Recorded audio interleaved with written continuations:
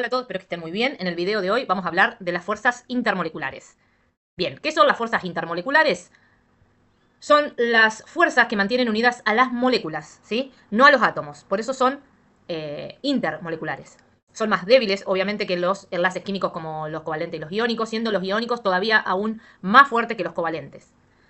Bien, son los responsables del estado de agregación. En un estado sólido van a ser más fuertes que en el estado líquido y en el gaseoso van a ser casi inexistentes.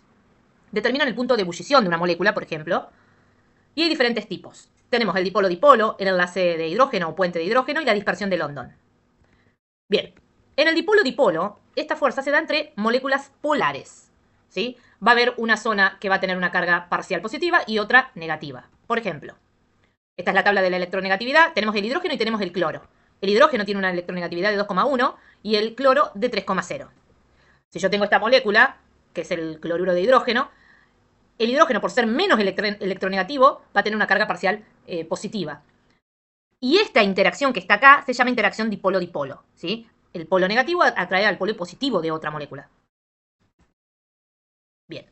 En las fuerzas dipolo-dipolo hay una atracción entre, obviamente, los opuestos se atraen, entre el polo positivo y el polo negativo, pero así también hay una repulsión entre los signos iguales, ¿sí? El positivo repele al positivo y el negativo repele al negativo.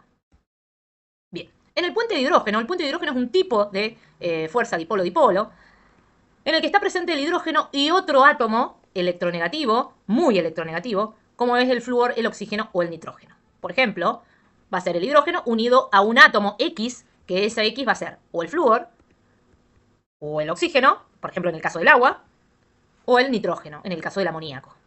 Bien, es muy fuerte esta interacción dipolo-dipolo. Es más fuerte todavía que la dipolo-dipolo. Es un tipo de dipolo-dipolo. Bien. Luego está la dispersión de London. Se da entre moléculas apolares, a diferencia de las otras dos.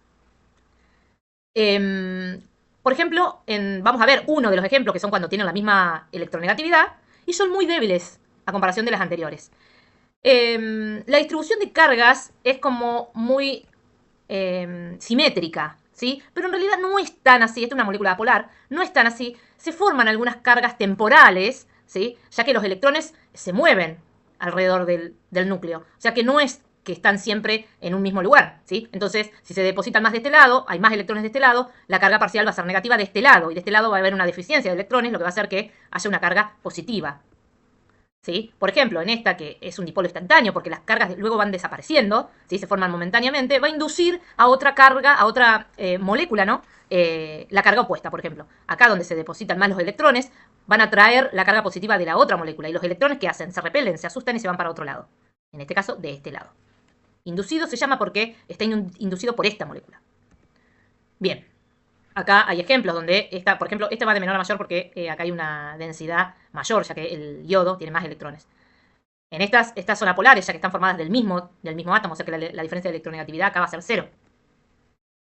Bien, en esta molécula, que es una molécula, las dos son moléculas de metano, las fuerzas que predominan son las fuerzas de dispersión de London, al igual que los alcanos, alquenos y alquinos, son apolares. La diferencia entre las electronegatividades, tanto del carbono como del hidrógeno, es muy pequeña, entonces lo suficiente para que se anulen, se cancelen, por eso el resultado es una molécula apolar. Recordamos que la geometría era tetraédrica. Bien, según la distribución electrónica, hacen que se formen cargas parciales positivas y negativas. Entonces, esta interacción, ¿por qué estas dos moléculas se mantienen unidas? Porque momentáneamente los electrones se ubican de este lado y atraen la parte positiva de esta molécula y los electrones de acá se dirigen hacia la otra parte. Y entonces, son muy débiles estas uniones, ¿sí? Por lo tanto, los puntos de ebullición son muy bajos. Por ejemplo, la del metano es menos 160, menos 160 y algo.